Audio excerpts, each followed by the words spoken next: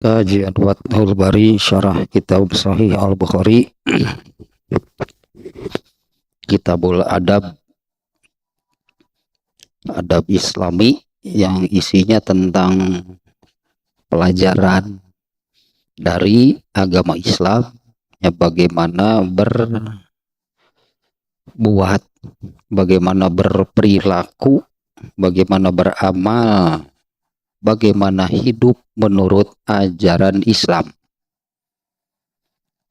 yang tentunya ya wajib, ya, kalau wajib itu berhidup berdasarkan ajaran Islam, bahkan sampai mendarah daging sebutannya, ya, sampai menjadi kebiasaan mendarah daging. Nah, kalau sudah demikian, itulah yang disebut al-akhlakul karimah. Mestinya kan 24 jam dalam sehari semalam semuanya gitu kan, termasuk tidur juga kan amal, tidur juga perbuatan. Di sehari semalam dalam 24 jam semestinya semuanya, apa yang diperbuat, apa yang dilakukan itu berdasarkan ajaran Islam. Nah, seperti itu sebetulnya akan dicontohkan oleh Rasulullah SAW, sehingga Rasulullah SAW itu adalah manusia yang paling berakhlakul karimah.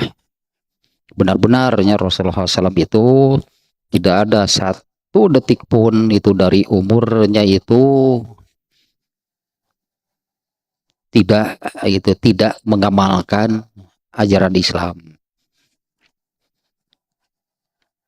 Nah, hanya dengan cara seperti itulah, hanya dengan cara mengamalkan ajaran Islam dengan konsisten, ya, hingga mendarah daging, diraihnya al-akhlakul karimah. Dan al-akhlakul karimah itu adalah pintu surga. Nah, demikian ya, itu selalunya saya sampaikan di awal, ya. Apa namanya, boleh disebutlah itunya, tujuan, ya, maksud kita mengkaji kitabul adab itu demikian. Ya, mudah-mudahan ya insya Allah gitu, kalau harus ada kemauan dan perjuangan, kitanya mengamalkan secara konsisten, pasti sebetulnya itulah pasti, atau memastikan juga gak bisa sihnya, ya insya Allah itulah bisa didapatkan al-akhlakul karimah. Masih bab 90 ternyata nih, yaitu, nah berarti kan ya ini dibahasnya oleh Imam Al-Bukhari dalam Kitabul Adab. Nah, di mana adab itu yang tadi ini adab Islami, pelajaran dari Islam, bagaimana berbuat, berperilaku, beramal. Nah, bab 90 ini babu ma yajuzu minasyi'ri warrojazi wal hudai wa ma yukrahu minhu. Nah, bab syair, rojaz, dan huda yang boleh dan yang dilarang di dalam Islam tentunya nih, ya. Syair, rojaz, huda. Nah, ini Imam Bukhari menyebut 3 nih, ya. Nah, saya ulangi lagi sedikitnya. Syair itu adalah makna yang mendalam dari suatu kalimat. Nah, ini hal seperti ini banyak terdapat di dalam karya seni, karya sastra.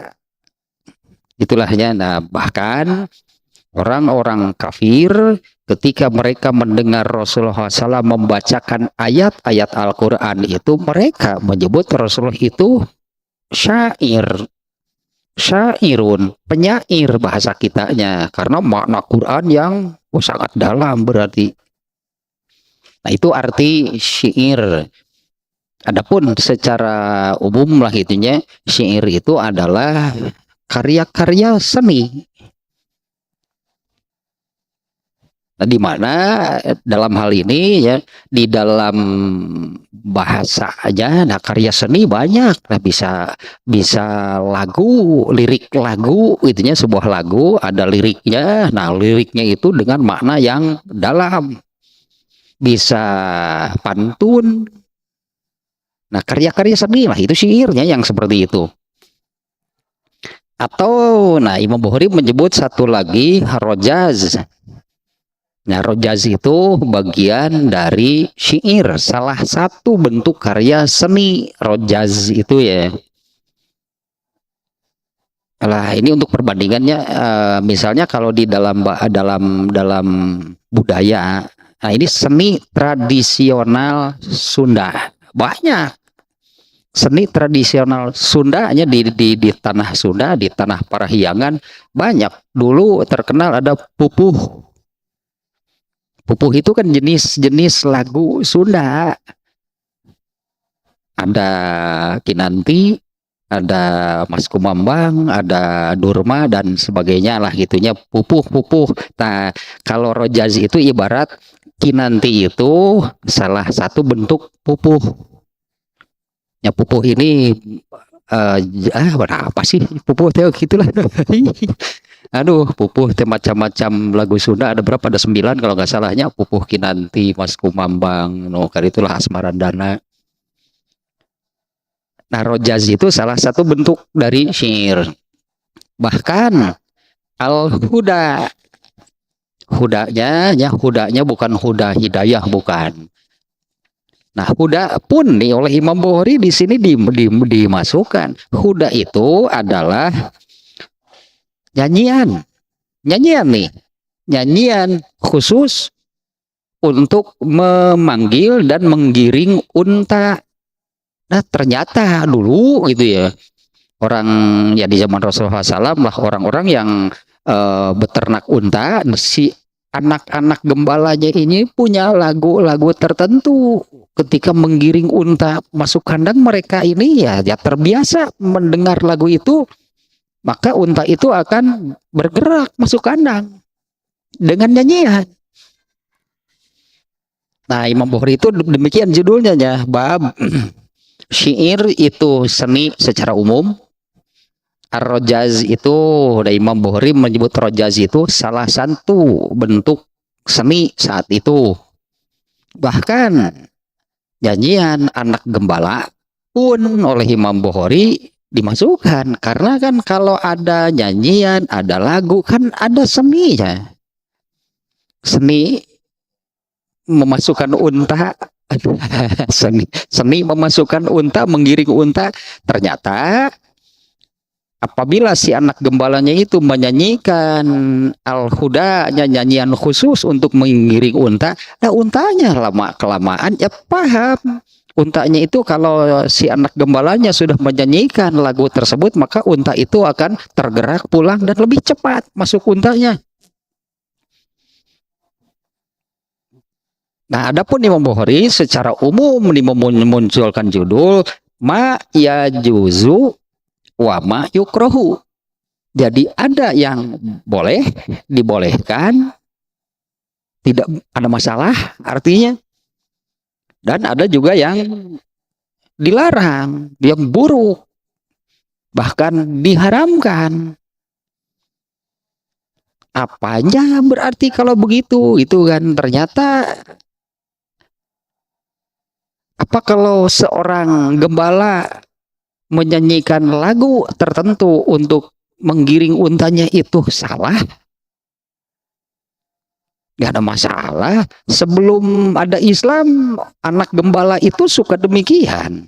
Setelah ada Islam, anak gembala itu tetap seperti itu caranya kalau mau memanggil dan memasukkan unta ke dalam kandang dengan nyanyian. Dan gak ada masalah. Entah nyanyiannya yang dimengerti unta aja kali. Nyanyiannya gimana? Nyontakin warapaleun mah. Oh, diajak balik. Ayo cek unta teh. Pulang untanya. Jadi Imam Bukhari artinya di sini membagi dua. Jadi ada yang boleh, ada yang tidak boleh. Sebetulnya dengan Imam Bukhari sendirinya memunculkan bab demikian, jadi sebetulnya bukan seninya yang salah, bukan seninya yang dilarang. Karena kalau seni itu di seluruh dunia juga punya kesenian tradisional. Di berbagai daerah juga kan punya kesenian tradisional. Jadi kita semacam tadinya di Tatar Sunda, di Tatar Parahyangan ada pupuh gitu kan ya. Pupuhnya nukarilah pupuh. Kemudian ada juga apa namanya ya, degung, ada kacapi suling dan sebagainya. Nah, kalau di misalnya ke timur lah, di Jawa Tengah, Jawa Timur, atau di luar negeri, kan ada seni-seni tradisionalnya. Nah, berarti itu tidak apa namanya, tidak serta-merta jadi haram selama Islam tidak mengharamkan, karena itu kemunculannya lebih dulu daripada Islam. Nah, sekali lagi ya, Imam Bukhari sendiri sudah nih mengarahkan sejak di awal demikian. Syair, rojaz, al-huda, lah itu ternyata itu seni tradisional yang sudah ada sejak sebelum ada Islam. Contohnya, ini kan jadi seni, ini jadi seni.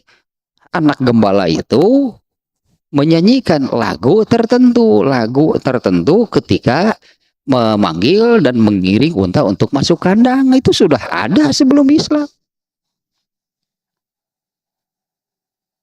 Kan ada ya, lagu kan berirama, berarti hanya saya nggak di sini memang juga tidak disebutkan seperti apa lagunya, kemudian lirik lagunya, kata-kata dalam lagu ketika memanggil unta itu apa juga nggak ada. Tapi yang pasti itu terjadi. Nah, kemudian Imam Bukhari di sini kan ada yang boleh, ada yang dilarang. Nah, kemudian Imam Bukhari memasukkan ayat, masih judulnya nih. Imam Bukhari memasukkan ayat di surat Asy-Syu'ara. Nah, ini kan yang lagi update, yang lagi rame tentang ayat ini kan. Asy-Syu'ara itu apa artinya? Asy-Syu'ara itu jamak dari penyair. Ya, Asy-Syu'ara itu Qur'annya surat Asy-Syu'ara itu jamak dari syair.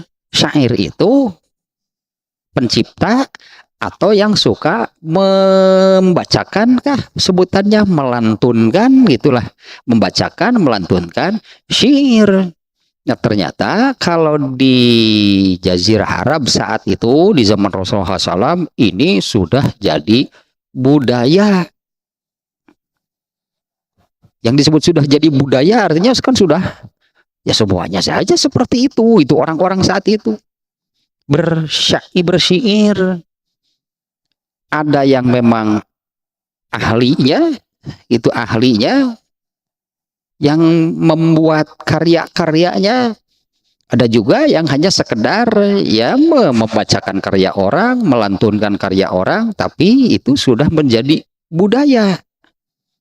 Jadi di Arabnya, nah sehingga ini memorinya memasukkan surat Asy-Syu'ara yang dimuat oleh Imam Bukhari nih dari surat Asy-Syu'ara ini, yaitu dari ayat 224.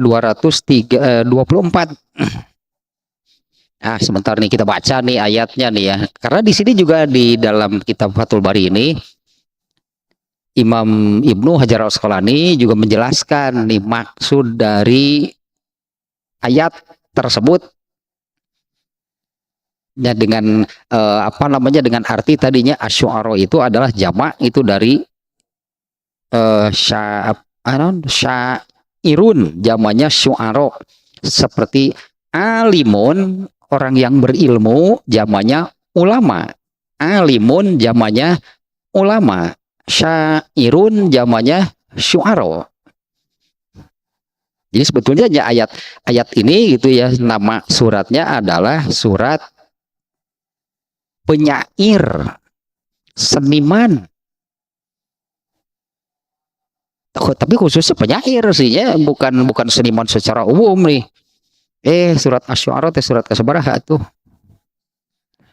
Ya, 26. Ini dari ayat ini ya, mulainya nih rangkaiannya dari ayat 221 sampai selesai. Surat ini seluruhnya 227 ayat. Kita baca dari 221 nih rangkaiannya tentang ini nih ya. Hal unabbiukum ala man tanazzalu syayatin. Ini ayat nih ya, hanya saya nggak di apa namanya membacanya gitu, nggak dilantunkan nih. Hal unabbiukum ala man tanazzalu syayatin. Maukah aku beritahukan kepadamu kepada siapa setan-setan itu turun? Tanazzalu ala kulli afakin asim. Mereka, setan itu turun kepada setiap pendusta yang banyak berdosa. Nah, kita baca terjemah saja nih ya dari ayat-ayat ini nih sampai selesai. Nah, mereka setan itu turun kepada setiap pendusta yang banyak berdosa. Mereka menyampaikan hasil pendengaran mereka, sedangkan kebanyakan mereka orang-orang pendusta.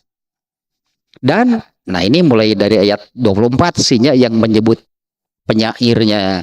Dan penyair itu diikuti oleh orang-orang yang sesat. Nah, tidakkah engkau melihat bahwa mereka bergembira di setiap lembah dan bahwa mereka mengatakan apa yang mereka sendiri tidak mengerjakannya, kecuali orang-orang dalam kurung di sini, kecuali orang-orang atau penyair yang beriman. Di zaman Nabi juga ternyata sudah ada penyair seniman yang beriman dan berbuat dan beramal solehnya, kecuali penyair yang beriman dan beramal soleh dan banyak mengingat Allah dan mendapat kemenangan setelah terzolimi karena menjawab puisi orang-orang kafir. Kan berbalas pantun.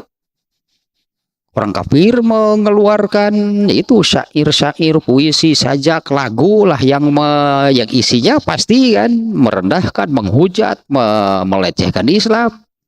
Balas lagi oleh penyair dari orang-orang yang beriman itu untuk membalas mereka. Ini ayat terakhir nih ya, demikian nih. Kecuali penyair yang beriman. Nah, kalau penyair yang beriman ini tidak disusupi berarti oleh setan. Tadi kan di awalnya demikian. Di ayat 221 aja tadi.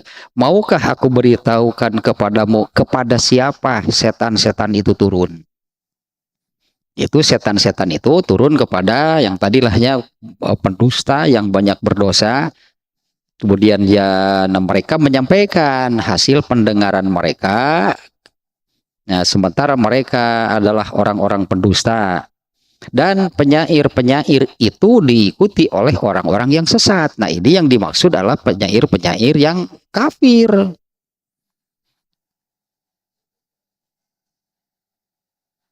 Dan ini mereka di dalam syairnya gitu ya, di dalam syairnya.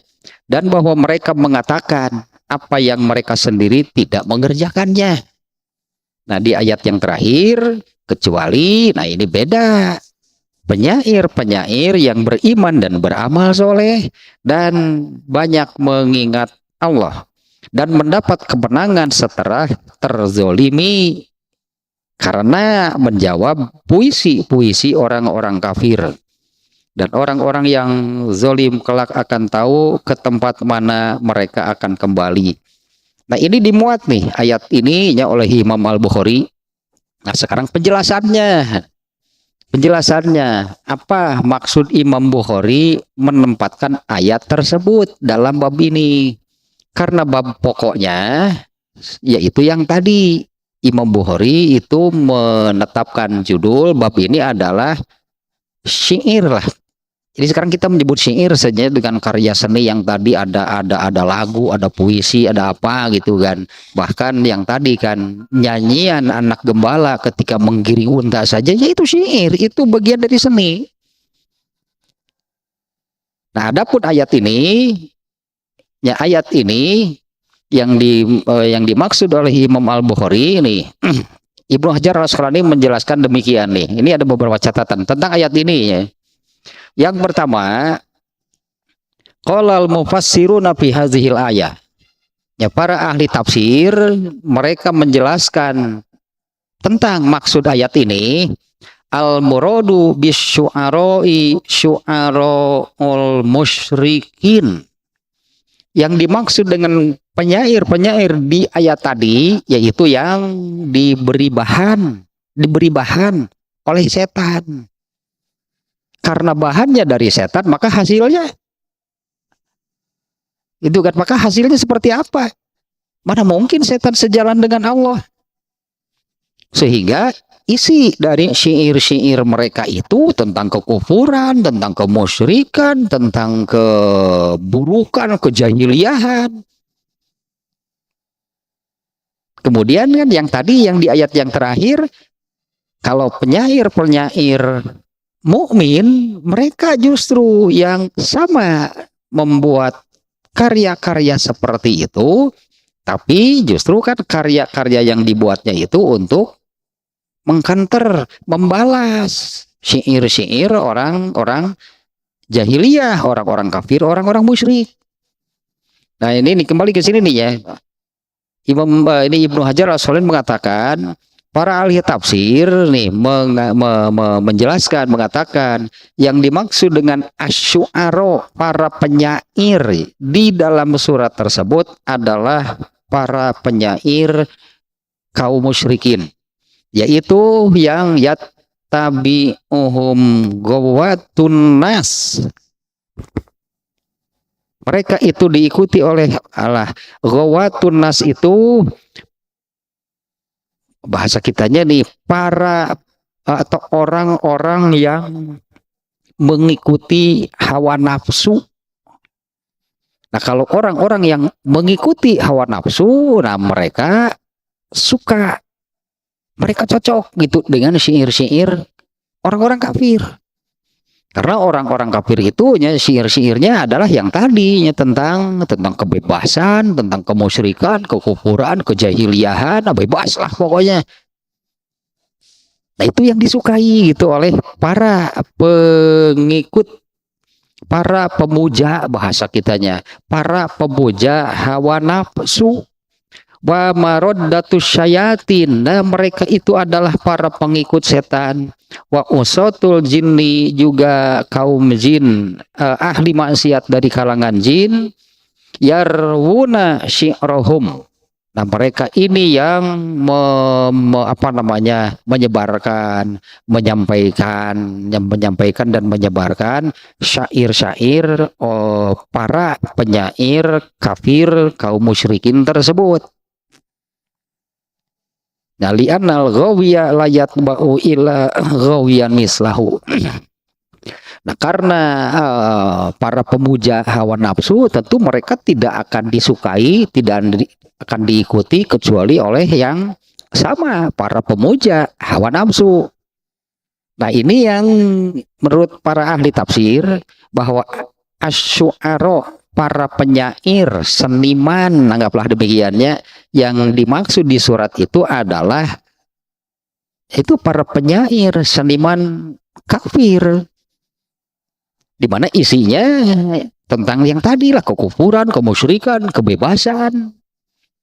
Bahkan banyak menyadari syair-syair mereka itu yang mendiskreditkan Islam, menghina Islam, merendahkan Islam. Nah, kemudian ini dibalas gitu, dikanter oleh para penyair Muslim. Jadi bukan penyair secara umum yang dimaksud buruk oleh ayat, oleh surat Asy-Syu'ara ini. Nah, sehingga di ayat terakhirnya, di ayat 227 surat Asy-Syu'ara, Allah mengecualikan kecuali penyair-penyair beriman, ya, kecuali penyair-penyair yang beriman dan beramal soleh. Mereka mendapat kemenangan setelah sebelumnya terzolimi karena menjawab puisi-puisi orang-orang kafir. Demikian ini ayatnya. Satu nih penjelasannya nih. Ibnu Hajar al-Asqalani mengungkap demikian. Yang dimaksud dengan Asy-Syu'ara yang buruk lah, yaitu para penyair, para seniman musyrik, kufur, yang isinya memang demikian. Nah, sekarang ini kemarin juga sudah sampaikan ya, banyak sekarang apa namanya ya, ya seniman sih, tidak terbatas hanya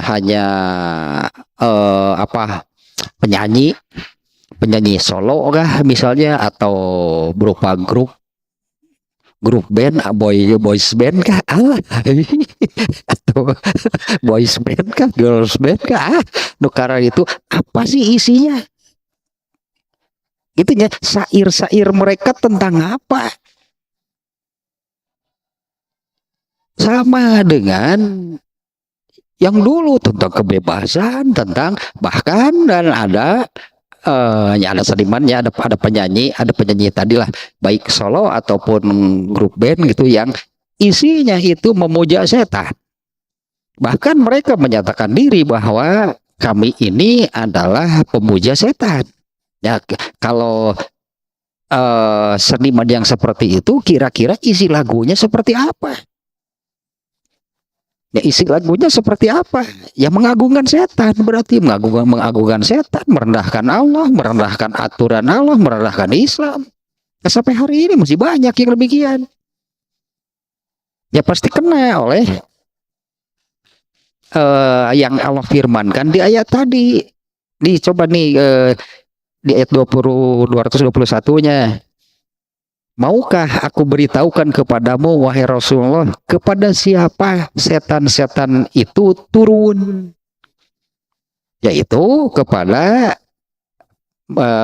apa namanya, mereka setan itu turun kepada pendusta yang banyak berdosa. Kanu karar itu bahannya dari setan. Ini soal penyair kan surat ini ya. Tentang para penyair, tentang para seniman, dari siapa bahannya? Nih jelas ayatnya dari setan, berarti apabila isinya yaitu tadi tentang apa namanya, kebebasan dalam arti kebebasan non pergaulan bebas dan sebagainya, itulah.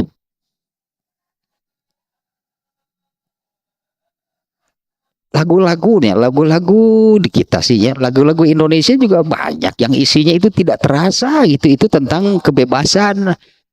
Karena lagu itu kalau temanya cinta pasti disukai. Lagu-lagu itu kalau tentang cinta gitu ya pasti disukai. Nah, bagaimana isinya? Gitu, bagaimana isinya? Ya tentang kebebasan orang berpacaran lah, anggap itulah ya.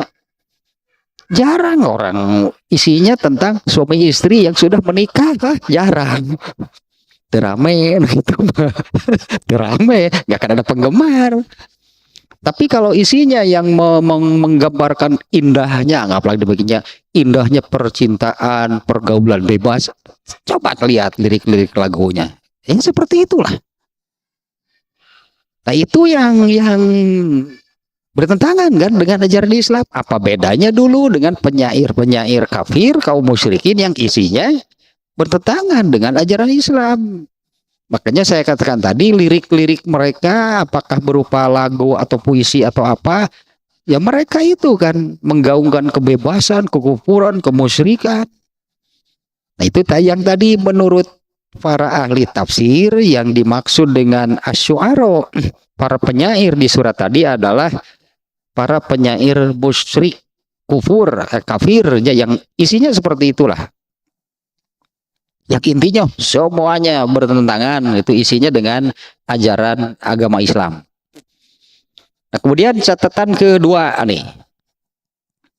Ya, catatan kedua tentang ayat ini, As-Sa'labi diantaranya menyebut nama-nama nih. As-Sa'labi menyebut nama-nama para penyair kufur, penyair kafir yang isinya tadi lah.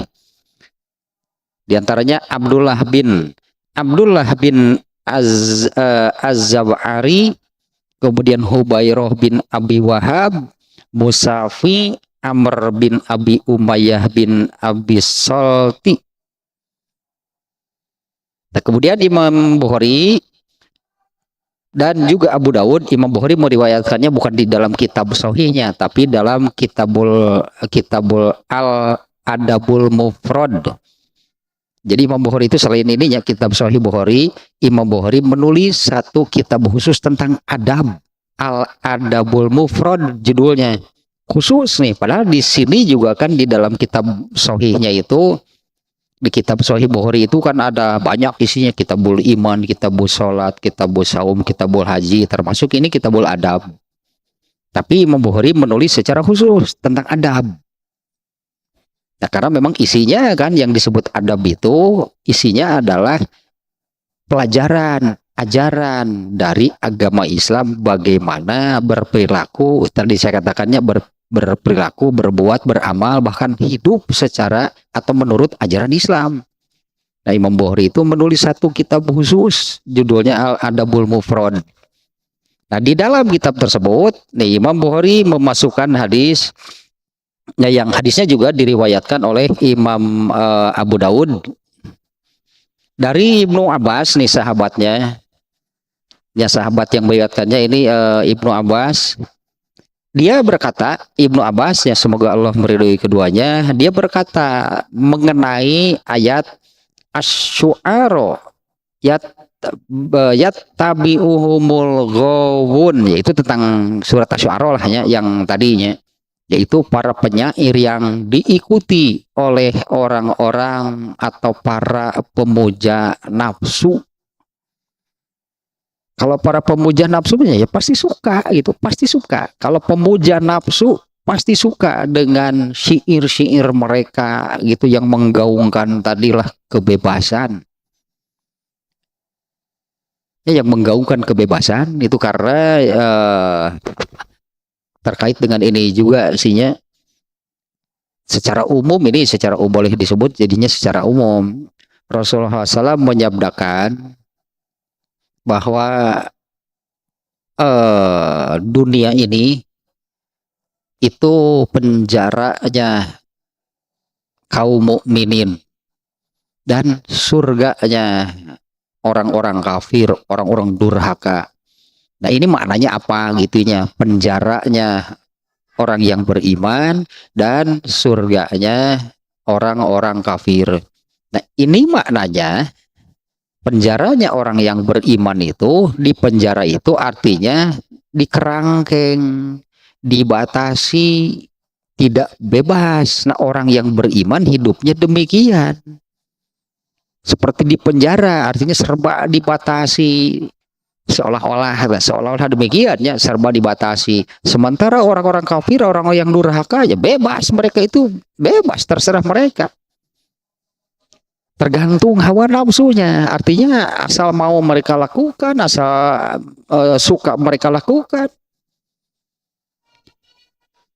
Nah, Ibnu Abbas di dalam hadis riwayat Al-Bukhari yang Imam Bukhari simpan atau yang dia muat di dalam kitab Al-Adabul Mufrad, yang dimaksud dengan Asy-Syu'ara itu adalah Asy-Syu'ara yang diikuti oleh orang-orang atau para pemuja hawa nafsu yang kemudian, karena kan Allah menyebut para penyair saja, Itu kan Allah menyebutkan para penyair saja. Padahal para sahabat yang agamanya Islam, yang ahli seni juga ada. Nah, bahkan ini nih Hasan, namanya Hasan bin Sabit. Hasan bin Sabit nih namanya. Dia nih paling, dia nih yang paling apa namanya, yang paling mahir itu dalam urusan seperti ini, dalam urusan syair. Hasan bin Sabit itu apabila ada sahabat nih ya, apabila ada sahabat yang kurang berani gitulahnya, ada yang ragu untuk ikut berperang, oleh Hasan bin Sabit dibacakan syair jadi berani. Nah, itu kekuatan syair gitunya, kekuatan syair ya. Kalau lagu itu liriknya, kekuatan syair, kekuatan lirik lagu. Nah, Hasan bin Sabit itu pakarnya. Dia sampai bisa membuat demikian, orang yang takut berperang, ragu-ragu berperang, banyak berpikir untuk ikut berperang, bacakan syair oleh Hasan bin Sabit, seketika dia berubah jadi berani. Nah, orang Islam juga ada nih contohnya. Hasan bin Sabit itu salah seorang sahabat Rasulullah SAW, itulah ya, dikenalnya sebagai penyair. Nah, maka yang ini Ibnu Abbas sendiri Imam Bukhari meriwayatkan sebuah hadis. Nah, maka yang disebut penyair yang apa tadinya yang buruk, gitulah penyair yang buruk, penyair yang apa namanya tadinya yang diharamkan lah gitulahnya, yaitu lah penyair kafir yang diikuti seperti di ayatnya juga tadi demikiannya, diikuti oleh para pemuja hawa nafsu. Nah, adapun kemudian dikecualikan, Allah juga yang mengecualikannya, yaitu di ayat yang terakhir, di ayat 227-nya, mulai dari illallazina amanu dan seterusnya. Kemudian satu lagi nih riwayatnya nih. Ini hadisnya riwayat Ibnu Abi Syaibah. Hadis riwayat Ibnu Abi Syaibah.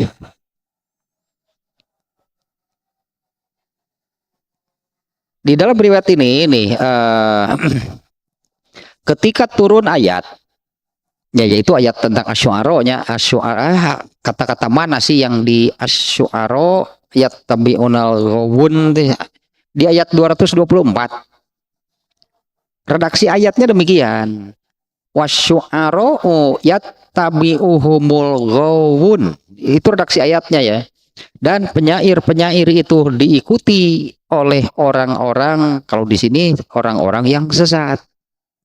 Orang-orang yaitu para pemuja hawa nafsu. Nah, ketika turun ayat ini, Hasan bin Sabit, Ubay bin Ka'ab, nih yang disebutkan di dalam hadisnya nih ya. Ketika turun ayat ini, ada beberapa nih, ada beberapa sahabat nih. Satu, Abdullah bin Rawahah. Kemudian Hasan bin Sabit. 3, Ubay bin Ka'ab. Nih ada 3 sahabat nih, bukan hanya satu. Ketika turun ayat wasyu'ara'u dan para penyair, itu kan ayatnya, dan para penyair yang diikuti oleh para pemuja hawa nafsu. Nah, ketika turun ayat ini, Abdullah bin Rawahah, Hasan bin Sabit, Hasan bin Sabitnya barusan saya sebutkan, dia ini pakarnya syair nih dari kalangan para sahabat. Dan Ubay bin Ka'ab, Ka'ab bin Malik, Ubay bin Ka'ab, Ka'ab bin Malik, ini 3 orang nih. Mereka menangis nih ketika Allah menurunkan ayat ini. Wahum yabkuna, mereka menangis. Waqalu, mereka berkata, ya Rasulullah anzalallahu hazihil ayata, Allah telah menurunkan ayat ini. wa huwa ya'lamu anna syu'ara. Ini tiga orang ini mengatakan demikian. Sekali lagi ini ya, ketika turun ayat ini, Abdullah bin Rawahah, Hasan bin Sabit, dan Ka'ab bin Malik, mereka menangis. Ternyata menangisnya karena ketakutan. Mereka kemudian berkata kepada Rasulullah, wahai Rasulullah, Allah telah menurunkan ayat ini. Wahwa ya'lamu, dan ia pasti tahu, Allah pasti tahu, anna syu'ara, kami ini para penyair.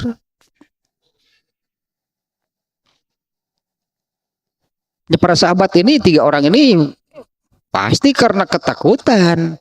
Karena begitu buruknya kan Allah menggambarkan para penyair tadi di surat tersebut sebelum ayat terakhir. Di mana di ayat terakhir itu Allah baru mengecualikan kecuali penyair-penyair yang beriman dan beramal soleh. Itu kan yang terakhirnya demikian. Nah, kata Ibnu Abbas tadi, ayat yang terakhir ini itu turun belakangan. Ya, ayat yang terakhirnya itu turun belakangan. Jadi tidak langsung satu paket sampai ayat terakhir. Allah menurunkan dulu betapa buruknya para penyair. Nah, tadi kan sudah disebutkan juga sebetulnya ya, yang dimaksud adalah para penyair kaum musyrikin, kafir, itu pemuja kebebasan, pemuja hawa nafsu. Nah, kemudian Allah menurunkan pengecualiannya. Nah, kata Ibnu Abbas demikian, berartinya prosesnya ayat ini sampai terakhir. Ayat terakhir itu Allah turunkan belakangan. Nah, sebelum turun ayat yang terakhir, ya tiga orang sahabat yang mengatakan demikian. Allah telah sambil menangis kan dianya, mereka ini menyampaikan pengaduan kepada Rasulullah SAW. Allah telah menurunkan ayat ini sementara Allah sendiri tahu bahwa kami ini para penyair. Abdullah bin Rawahah, Hasan bin Sabit, dan Ka'ab bin Malik. Nah, kemudian Rasulullah menjawab, faqala. Kemudian Rasulullah menjawab, iqra'u ma ba'daha. Bacalah ayat setelah rangkaian ayat tersebut, yaitu ayat terakhir, illallazina amanu wa amilus solihat, kecuali orang-orang yaitu para penyair yang beriman dan beramal soleh, antum, nah itu baru kalian. Ini jelasnya dari Rasulullah demikian ya, illallazina amanu wa amilus solihat. Ini di terjemahnya nih ayat yang terakhir nih seperti ini nih, kecuali orang-orang dalam kurung di sini penyair yang beriman dan beramal soleh dan banyak mengingat Allah. Nah, di hadis ini Rasulullah menyebutkan baca ayat terakhir dari surat tersebut, yaitu kecuali penyair itu kalian. Antum di sini disebutnya ini antum. Wantasiru man ba'da ma zolamu, dan mereka itu para penyair itu adalah mereka yang diberi pertolongan oleh Allah setelah mereka dizolimi. Mereka dizolimi karena tadinya para penyair muslim, para sahabat itu mengkanter gitu, membalas syair-syair kaum musyrikin kafirin tentang kebebasan yang menghujat, itulah merendahkan dan sebagainya. Nah, kemudian berikutnya nih. Nah, kita sekarang baca hadisnya nih. Hadisnya ini ada 5, jadi nggak akan selesai sekarang nih. Hadisnya ada 5. Ternyata cukup panjang, berarti ya kalau 5 ternyata nah Imam Bukhari ini cukup panjang nih tentang bab ini. Ada 5 nih hadisnya nih. Yang pertama, an Ubay bin Ka'bin radhiyallahu anhu anna Rasulullah sallallahu alaihi wasallam qala. Dari Ubay bin Ka'ab, semoga Allah meridhoinya, ia berkata Rasulullah SAW bersabda, pendek pisan ya hadis sabda Rasulullahnya nih, inna minasyi'ri hikmah, inna minasyi'ri hikmah. Ini dengan terjemahnya adalah sesungguhnya di antara syair-syair itu ada itu yang berupa hikmah. Hikmah itu adalah sesuatu yang benar, yang sejalan dengan al-haq. Itu yang hikmah gitunya. Apa sih kata hikmah? Bukan hikmah bahasa kita sih. Kalau hikmah di kita kan hikmah kebijaksanaan dan permusyawaratan perwakilan. Nah, itu tadi dumana tadi.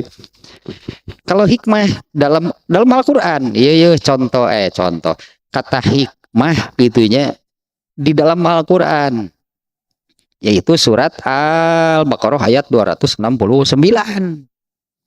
Jadi ada hikmah menurut Islam itu apa sih?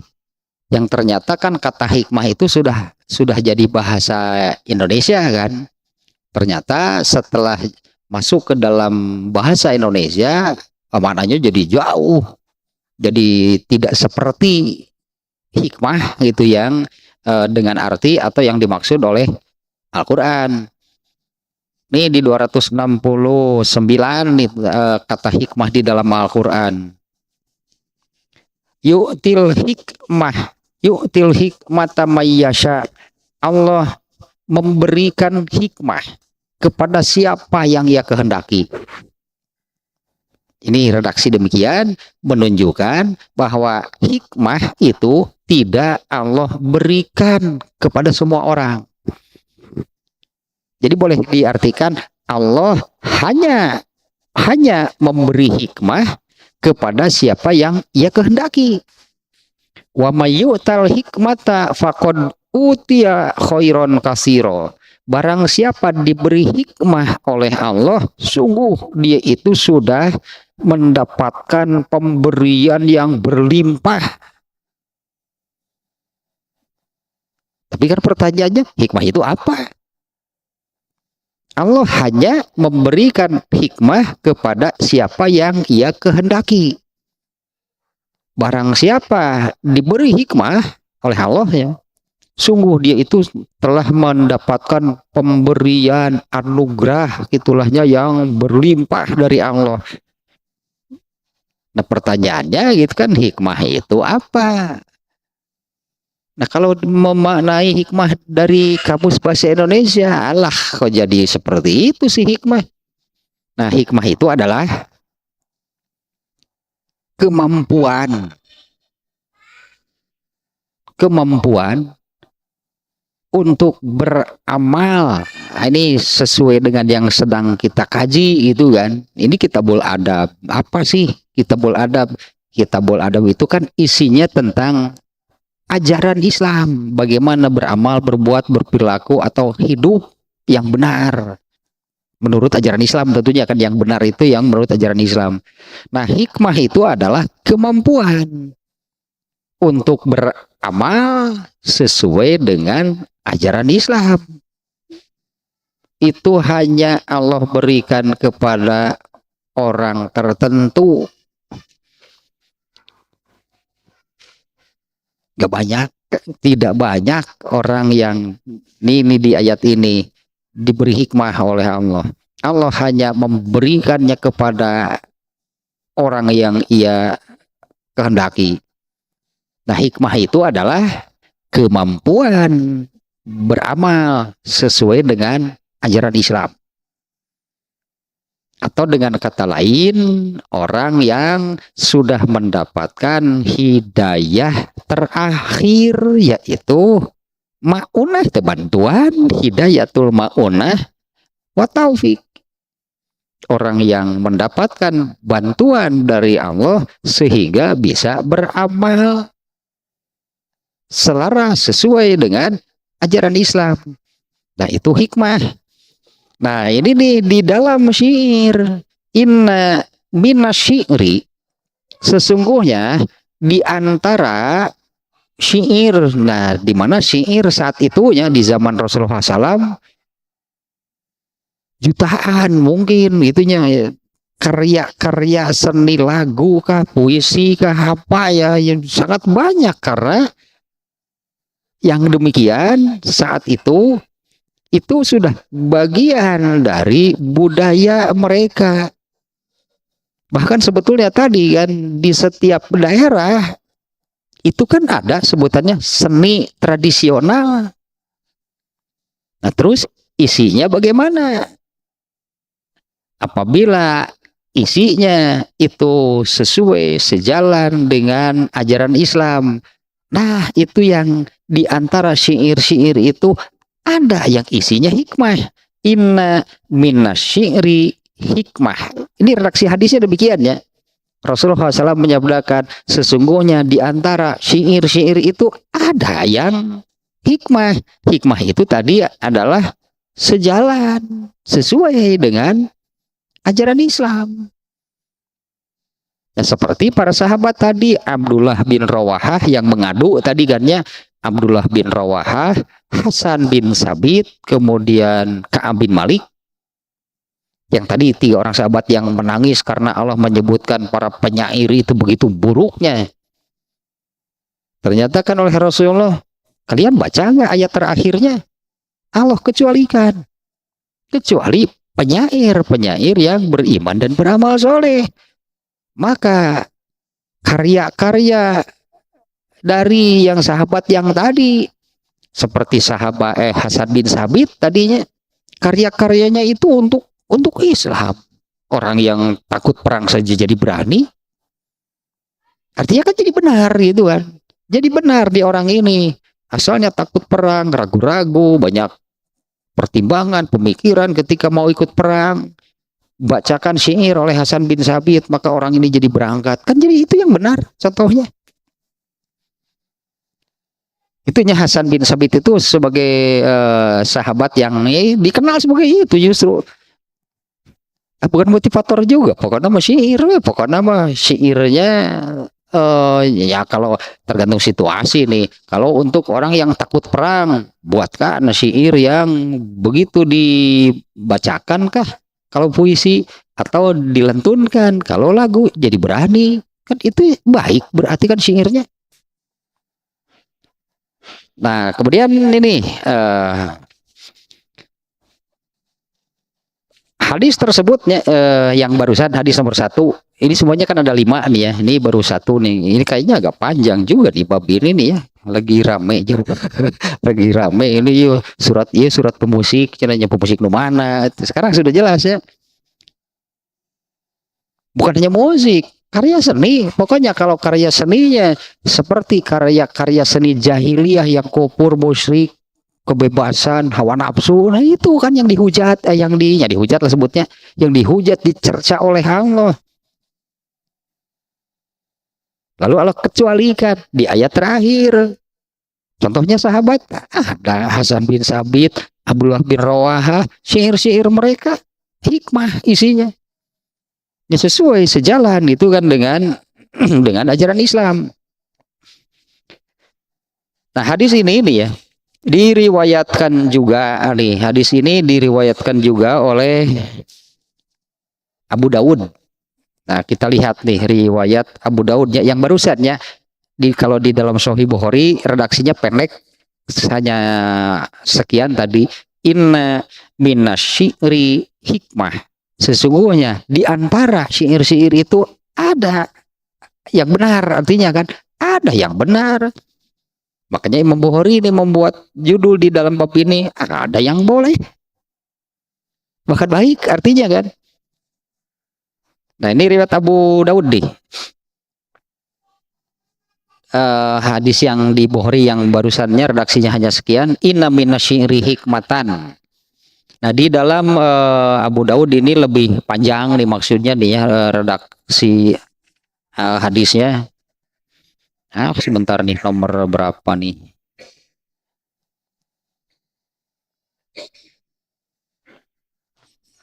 Nah, di dalam Abu Daud, panjang nih Arabnya nih, saya bacakan terjemah saja nih ya, di ini nih riwayat Abu Daud. Dari Buraidah Dia berkata, aku mendengar Rasulullah Shallallahu Alaihi Wasallam bersabda. Aduh, apanya nih aslinya dia? Inna minal bayani sihron. Sesungguhnya pada bicara yang fasih, penjelasan yang jelas, itu ada bahasa kitanya, ada daya magis sihir. Orang bisa tersihir mendengar penjelasan. Bahkan tadi ketika Hasan bin Sabit bersyair, tersihirlah orang. Dalam tanda kutip lah tersihirnya, tersihir, penakut jadi berani. Ada daya apa? Berarti kan pada lirik lagunya, pada lirik lagunya, pada bait-bait puisinya yang dibuat oleh Hasan bin Sabit, ternyata ada daya magis yang luar biasa yang bisa mengubah orang takut jadi berani. Nah di hadis ininya Rasulullah SAW menyabdakan, sesungguhnya pada penjelasan yang jelas, yang fasih itu ada dalam tanda kutip ada sihir, ada daya magis adalah tadinya yang bisa mengubah orang. Kemudian satu lagi, sesungguhnya pada ilmu itu ada kebodohan. Iya, ilmu ini luar biasa ya hadisnya. Kalau aslinya tadinya inna minal bayani sihron. Sesungguhnya pada penjelasan yang jelas, yang fasih itu ada daya, gitulah, ada daya magis, ada sihir. Wa inna minal ilmi jahlan. Sesungguhnya pada ilmu itu ada kebodohan. Wa inna minasyihri hukman. Kalau tadi hikmah, di sini hukman, kurang lebih sama lah ya. Sesungguhnya pada sihir itu ada hikmah. Jadi tidak mungkin kan dengan ayat ini, dengan hadis ini saja satu sudah tidak mungkin seni diharamkan. Ini ada yang benar, ini ada yang baik. Seni secara umumnya diharamkan. Yang haram itu adalah melanggar aturan Allah, mau berkesenian atau enggak. Itu kan yang haram itu adalah melanggar aturan Allah. Dulu di zaman jahiliyah banyak karya-karya syair, karya-karya seni yang isinya melanggar. Nah itu yang tidak boleh, bukan seni. Karena nih di hadis ini kan, inna mina syi'ri hukman. Ya sesungguhnya dalam syair, dalam lagu atau puisi itu ada hikmah. Wa inna minal qauli iyalan, dan sesungguhnya pada pada ucapan, pada perkataan itu ada kelemahan atau kebingungan. Nah kalau di sini bukan hanya syair, tapi ada 4 yang Rasulullah sebut. 1, pada penjelasan yang jelas, yang fasih, itu ada daya magis yang luar biasa, yang bisa menyihir orang, itulahnya dalam tanda kutip menyihir orang. 2, sesungguhnya pada kebodohan itu ada ilmu. 3, kemudian pada syair itu ada hikmah. Nah, yang disebut syair oleh Rasulullah adalah yaitu yang syair-syair yang ada saat itu, ada yang hikmahnya, ada yang benarnya. Dan satu lagi, pada perkataan itu ada kelemahan, ada dalam kurung kebingungan. Nah itu redaksi hadisnya sabda Rasulullah sampai demikian. Nah di dalam kitab Abu Daud nih diberi penjelasan. Ya, Sok bin Suhan berkata, benar apa yang dikatakan oleh Nabi Shallallahu Alaihi Wasallam. Adapun maksud Nabi Shallallahu Alaihi Wasallam, adapun maksud sabda Nabi Shallallahu Alaihi Wasallam pada penjelasan yang fasihnya, penjelasan yang jelas itu terdapat daya sihir. Maknanya adalah kadang-kadang seseorang yang salah tapi dia pandai masih menjelaskan. Terkadang orang yang salah lebih pandai dalam berargumen daripada orang yang berada di atas kebenaran, hingga penjelasannya dapat menyihir orang lain, lalu ia pun pergi dengan merampas kebenaran tersebut. Itu kan pengaruh dari suatu penjelasan. Ini seperti ini nih kata siapa tadi. Nah, maksud sabda Nabi SAW pada penjelasan yang baik, penjelasan yang apa namanya, yang fasih, penjelasan yang jelas itulahnya. Ini maknanya seperti ini. Kadang-kadang orang yang bersalah tapi memberikan penjelasan yang jadi yang berdaya sihir tadi, berdaya magis tadi, lebih pandai, lebih baik dalam berargumen dari orang yang berada di atas kebenaran. Maka hingga penjelasannya dapat menyihir orang lain, lalu ia pergi dengan merampas kebenaran tersebut. Kemudian makna yang kedua, pada ilmu ada kebodohan. Ya, karena redaksi hadisnya seperti itu ya, sabda nabinya, pada ilmu ada kebodohan. Maksudnya adalah jika seorang berilmu memaksakan diri untuk mengetahui sesuatu yang di luar kemampuannya. Seorang yang berilmu yang memaksakan diri untuk mengetahui yang di luar kemampuannya, yang bukan bidangnya gitulah. Kalau kemarin lagi rame, sekarang udah lewat lah. Kalau ada seorang ustadz nerangkan politik, emang kuliah jurusan politik? Apa politik di mana? Lalu menjelaskan. Itu hanya contoh dia, karena kalau kemarin banyak kan. Kalau kemarin banyak kan lagi sebelum musim-musim pemilu, pilpres, pileg sebutannya. Pak Ustadz ini menjelaskan masalah politik. Kan kalau politik itu ada kuliahnya, ada jurusannya, ada kuliahnya untuk S1 saja 4 tahun sekolahnya. Nah ini Ustadz sekolah di mana tentang politik kok bisa menjelaskan? Bener nggak isinya? Bisa Ustadz menerangkan agama, itulah. Tayatah di luar kemampuannya, memaksakan diri. Pada ilmu itu ada kebodohan. Oh, asik juga nih kalimat. Bener ya, nggak ulah nerangkan lain bagian anak lah. Pada itu ada kebodohan. Nih seperti ini maksudnya nih. Jika seorang alim memaksakan diri untuk mengetahui sesuatu yang ia tidak sanggupi, yang di luar kemampuannya, di luar bidangnya. Masa seorang menjelaskan tentang kedokteran? Itu dari mana? Orang mau jadi dokter kuliahnya aja susah, bayarnya mahal. Dari ya mau dilancar nerangkan. Janganlah gitulah yang di luar itu menerangkan apapun lah itu. Maka justru hal itu akan menjadikannya bodoh dalamku. Ini terjemahnya memang seperti ini sih ya. Maknanya nih, jika seorang alim memaksakan diri untuk mengetahui sesuatu yang di luar kemampuannya, di luar bidangnya, maka justru hal itu akan menjadikannya bodoh, dalam kurung berbicara tanpa ilmu. Iyalah pasti, karena dia saya katakan tahu dari mana. Kalau orang ingin paham ilmu politik kan ada kuliahnya, ada jurusannya, sekolahnya juga lama. Iya mending aduh tuh tadlah kesadaran agama Ustadz mah. Seperti ini nih maksudnya nih ya.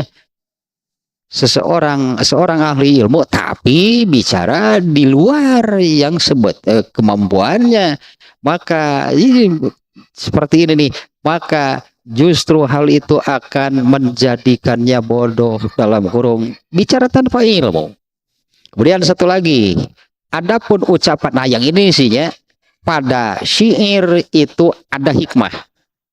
Maksudnya adalah apa yang terkandung dalam syair-syair itu, ya, apa yang terkandung dalam syair-syair itu adalah nasihat-nasihat, perumpamaan-perumpamaan. Biasanya kan kalau syair kan demikian, suka banyak perbandingan, analogi, menggambarkan apalah gitu. Ya pokoknya mangkau laksana bulan gitulah. Kan itu kan menggambarkan, ya tahu gitu. Kan itu menggambarkan berarti anu itu dengan anu itu nanti anu orang lah ya tanu tinggi gunung seribu janji itu ya gini ya itulah bahasa seniman, bahasa seni. Nah kalau di dalam bahasa seni itu banyak yang seperti ini. Nah kalau yang hikmah itu adalah nah yaitu syair-syair yang di dalamnya terkandung nasihat-nasihat, perumpamaan yang bisa menjadi nasihat bagi orang banyak. Ya contohnya tadi Hasan bin Sabit, Abdullah bin Rawaha, para sahabat itu, karena memang itu budaya sebelum ada Islam sudah seperti itulah mereka. Nah tapi kalau isinya yang seperti ini, nah ini baru nih syair yang isinya hikmah, ya isinya nasihat, pelajaran, perumpamaan ya yang menjadi nasihat bagi orang banyak. Saya masih ingat dulu pelajaran kelas 2 SD gitu, tahun seberapa hanya kelas 2 SD itu. Dalam pelajaran bahasa Indonesia ada pantun-pantun dalam gitu ini Budi atau kerja ajar baca itu baheula mah. Ya ada ya yang ini nih. Ya kebetulan saja nih ya saya masih ingat nih dulu pelajaran kelas 2 SD asam kandis, asam gelugur, ketiga asam riang-riang. Nah itu diri menangis di dalam kubur, teringat badan tidak sembahyang. Nah itu syair hikmah. Banyak artinya kan yang membuat karya-karya seperti itulah.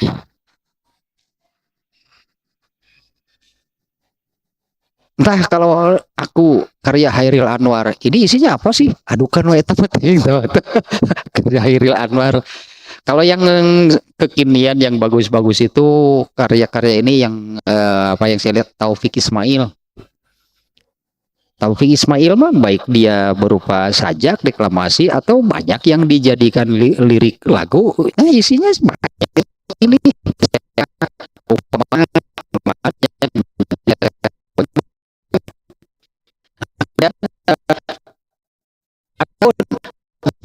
Akhir pada kebingungan. Ini yang dimaksud adalah jika kamu memaparkan perkataan atau cerita kepada orang yang tidak menginginkannya. Apa sih hikmahnya gitu dari ini yang terakhir nih? Pada omongan itu ada kelemahan. Maknanya adalah jika kamu memaparkan perkataan atau bercerita kepada orang yang tidak ada urusan dan tidak menginginkannya. Pelajarannya adalah mun ngobrol pilih atau ulah kasahawai omong obrolan yang sama ke sararea emang sararea hayangan gitu. Bobo lo pakai nu teu hayangeunana tah kadenge ngobrolan nu kitu. Artinya harus pilih-pilih. Rasulullah pilih-pilih. Kalau Rasulullah pilih-pilih dalam arti Rasulullah itu akan berbicara sesuatu sesuai dengan kadar. Kalau bicara dengan Umar bin Khattab, wah ini obrolannya tingkat tinggi karena Umar bin Khattab itu orang yang jenius. Tapi kalau Rasulullah bicara dengan orang Arab Badui, bahasa lagi bahasa, jangan Arab Badui lah. Kalau obrolan seperti Umar bin Khattab berarti orang Badui malah melongo gitu, malah ini ngomong apa? Nah itu kan bahaya kalau salah memahami. Artinya ini yang terakhir nih ya. Ya pilih-pilih orang itulah, pilih-pilih orang ketika mau mengatakan menceritakan sesuatu itu. Nah jangan sampai menceritakan kepada orang yang tidak ada urusan, nggak ada kaitan dan tidak menginginkannya. Itu yang dimaksud dengan pada omongan itu ada kelemahan.